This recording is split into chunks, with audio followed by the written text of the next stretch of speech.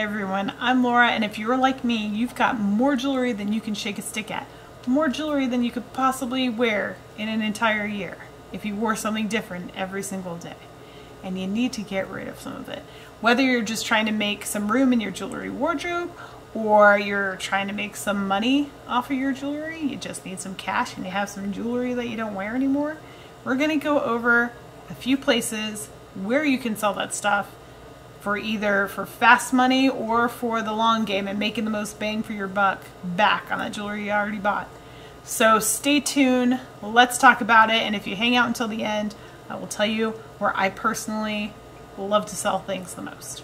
Alright, we're going to divide this video up into a few different categories. We're going to start with our local options. So first of all, probably the thing that everybody thinks about first of where to sell jewelry is a pawn shop. So if you guys are unfamiliar with pawn shops, you go, you bring your jewelry, either they buy it outright or something you can do is actually pawn it. That's how they get their name. What you do is you give them the item, they give you cash for it, and then you have the option to come back and buy it back later. It's like a collateral loan. You have an item that you're getting a loan for.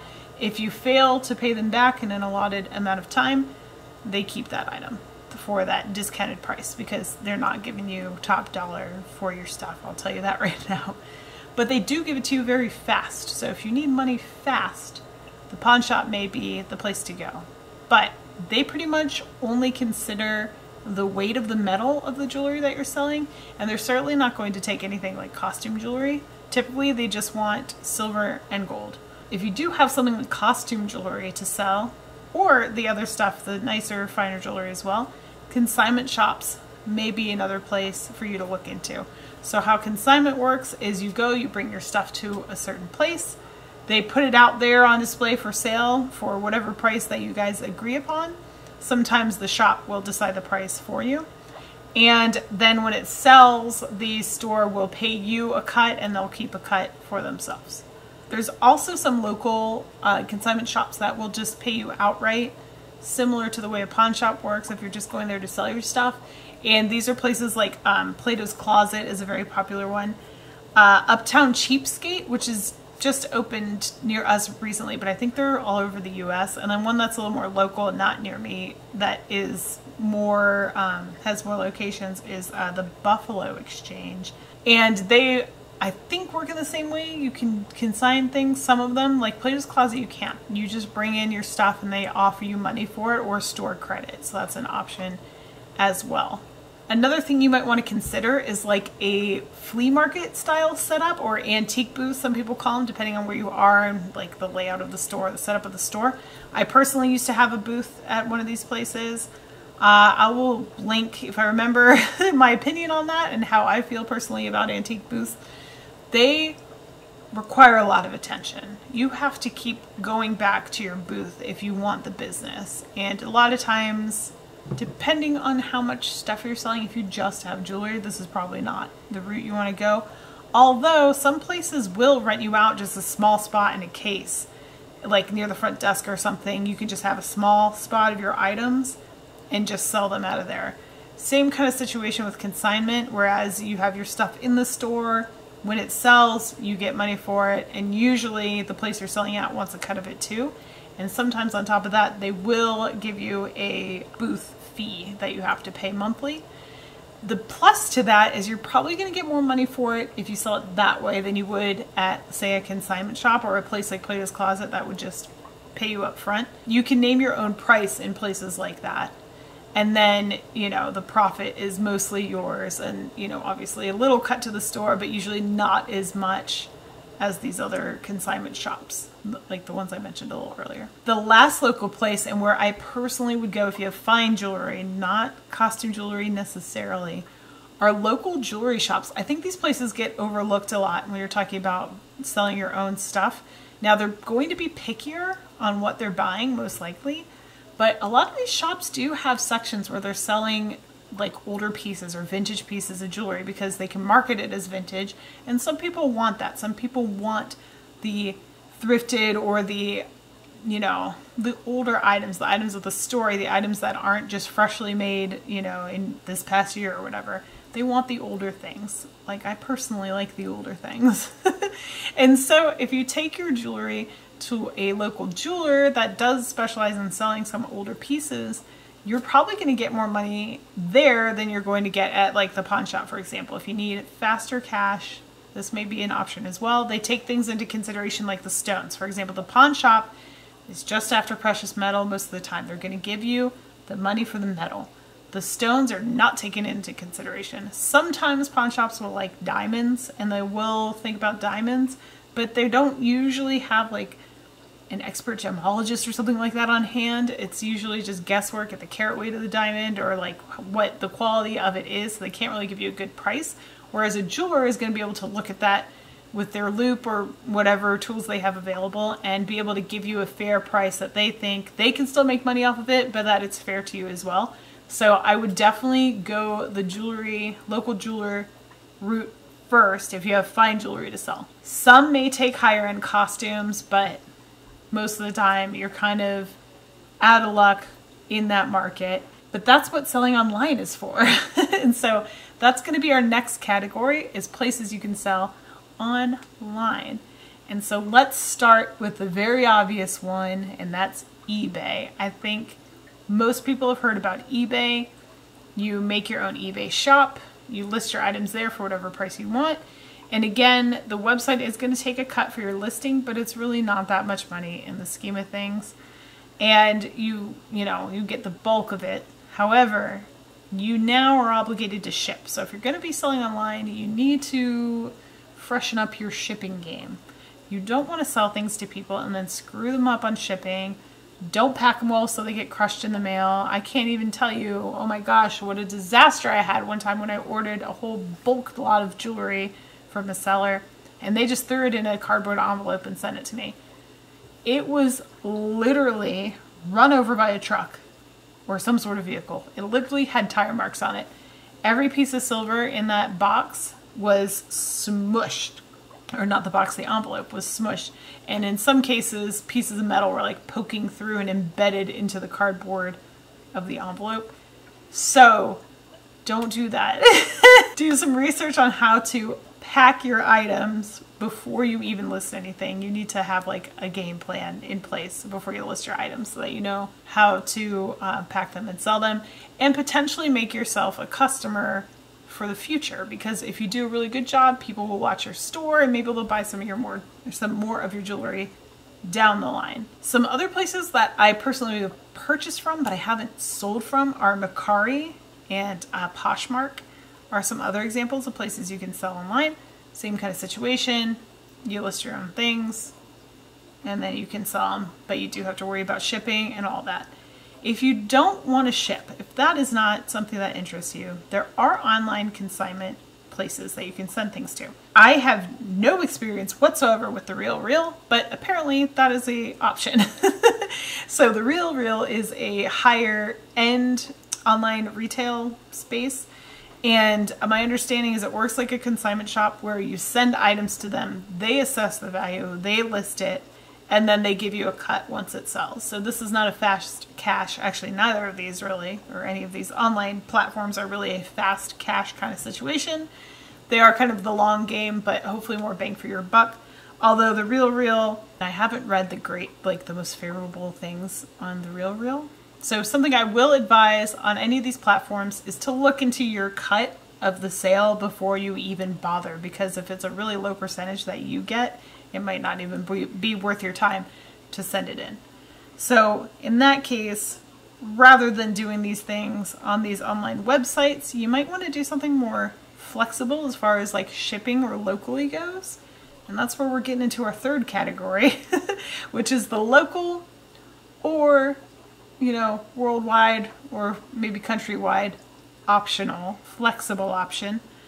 And those are places like Facebook Marketplace or Craigslist. And if you don't know what those are, because a lot of people know about Facebook, some people might not know that they have a marketplace on there, but there is a whole section on Facebook where you can go and buy and sell items. It's like a big classifieds page. You can set up your Facebook to sell nationally. I don't know if they do internationally or not. I don't know. But I do know that you can send things nationally if you set up an account with them. I've personally never done it because I didn't want to link my stuff to my Facebook account because I don't entirely trust Facebook. That's just me. I got trust issues. But I have sold things locally on there before. My personal experience with local sales is that people are typically looking for cheaper items on Facebook. That's just what I've noticed. I see price drops all the time on items I'm watching that I feel like are a little pricey for what they are, but like maybe they are worth that much. And then price drops because they're just not selling that quickly. That's, again, just my personal anecdotal experience is that it's kind of not quite as low as yard sales, but like think cheaper. But if you price it low enough, you typically sell kind of fast on Facebook Marketplace.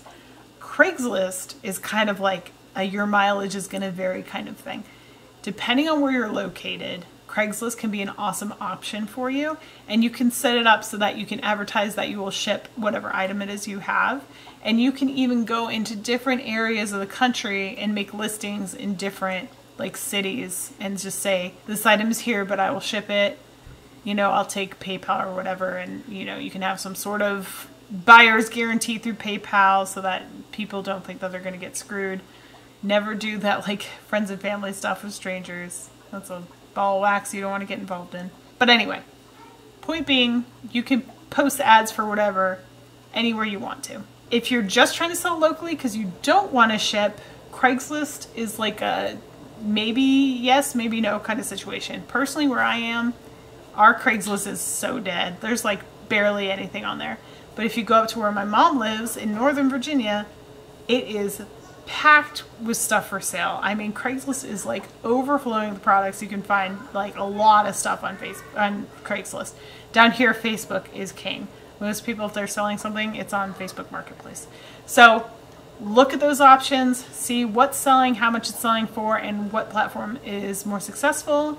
Decide for yourself if that's something you even want to do. Some people don't want to sell things to like individuals. They'd rather go through the company. They'd rather do consignment, rather have someone else deal with it. So it's whatever you're comfortable with, but those are some options. And then last, but certainly not least, is my favorite category, the live sales. Now, if you've never done a live sale before, it takes some guts. I'm not trying to like toot my own horn here, but it is not easy to just go live on any platforms to sell things. It's very intimidating to be in front of a camera, especially live. In this video, you've probably already seen lots of like jump cuts because I'm editing things out that I screw up. You can't do that live. When you're live, it's just, you messed that word up, you stumbled there, you said that incorrectly. You don't get to edit it out. It's intimidating, and it's on the internet forever. So it's scary, but it's also lots of fun to be live and interact with your audience, interact with your potential customers, and build that repertoire and have, you know, repeat customers come back for whatever you're selling. Personally, I've only ever done 2 different platforms, so I'm just going to talk about these, and that is YouTube and Whatnot. They both have very similar challenges. And I will say, if you're just coming on to make a channel to sell stuff, you may want to go the Whatnot route, because that is what Whatnot is. It's a sales platform. Whereas YouTube, obviously, is just everything. It can be sales. A lot of people don't know you can sell on YouTube. Most of it is just entertainment or educational or videos, pre-recorded videos. And so the thing I like about Whatnot is the ease of shipping when you do sell an item. People pay right up front. They have to. Their card is linked to it so they can even bid. And once they bid, it's paid for like that. You get a shipping label. All you got to do is print it out and package things up and ship it off. Live sales on YouTube is like a whole different animal. You're doing the live sales, you have to do all your own recording of who bought what, you have to get people's information, make sure they pay you, do your own invoicing, follow up with those invoices to make sure they're paying you, and if they don't sell, then, you know, you have to make it known that those items are available again because some people maybe missed out on it, maybe there's a bidding war, and the person that won just like went ghost mode and never paid for it, so then you gotta go back to the video, find out who was in second, see if they still want it. You know, it's like, it's a lot. It's a lot, but it is a lot of fun. And where they both are kind of similar is you have to build up an audience. The thing I like about YouTube is I've found that right off the bat, I'm getting for my items like more or less what I think they should be purchased for. Maybe not. Most of the things I sell cheaper than what I think they're worth, because I'm trying to move items out and I also want to give my customers a deal. On Whatnot, it very much feels like you have to super underprice things to get any sales, especially when you're first starting out. And this is kind of true on both platforms. You have to kind of build up an audience, build up a following before you're really going to start seeing sales come in. And so I personally love YouTube the most, but that's just because I established myself on YouTube first and then I started selling. If I was coming at it as just a salesperson, then Whatnot might be my choice, if that makes sense. As it stands, I love YouTube. I really should probably start trying to sell on Whatnot more because it's fun too. And like I said, the ease of shipping just can't be beat. They make it really easy for you. You just need a printer pretty much. But I don't know, I'm a loyalist to my YouTube followers. What can I say? I've been here for a long time. 5 years now, over 5 years. And you know, I just really like my audience here. So you guys are part of that audience. If you're watching this video, if you made it this far. So thank you guys so much for being here. I really appreciate it. And with all that said, I hope that I have given you guys some stuff to think about. I hope I have offered you some options that maybe you didn't think of where to sell your jewelry. And if you have any other suggestions, please leave a comment below and let me know and let anybody watching this video know where they might be able to sell their items. So thank you guys so much. If you don't mind giving a thumbs up on this video if you found it helpful. And if you're not done hanging out with me, please click the video on the screen. YouTube thinks that you might be interested in this one. So hopefully I'll see you all over there. And until next time, do more of what you love and hope to see you guys on the next one. Bye.